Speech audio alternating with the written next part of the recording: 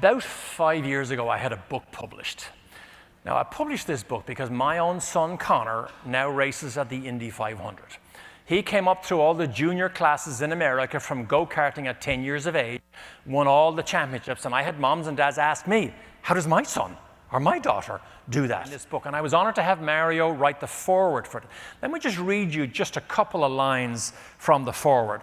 He said, Derek's book teaches lessons it took guys like me years to learn. Quite honestly, I believe the advice in this book resonates far beyond the racing community. Now, it wasn't meant to do that. But I realized the power of the principles of high-performing people that's contained in the book could have a ripple effect way outside our racing paddocks and all the way down through corporate America. But when he wrote this, I began to take more of an interest in what else he might have written in some of his books. And so I pulled this quote from one of his books. He said, desire is the key to motivation, but it's the determination and commitment to an unrelenting pursuit of your goal, a commitment to excellence that will enable you to attain the success you seek. Now, do you see the words I've underlined?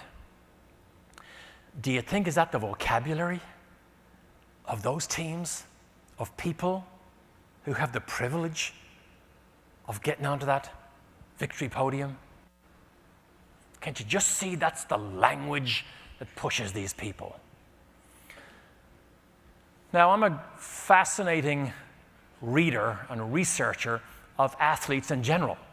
Whenever the Olympics are on or World Series or whatever it is, I love to follow newspapers or magazines or web pages to see, can I glean an insight into the way these great athletes and success stories think?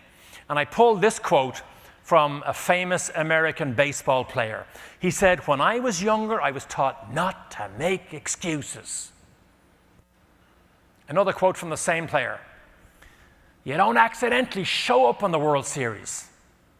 Of course, it was Derek Jeter who retired just last year. How many years have we watched and admired him? Is he the model athlete?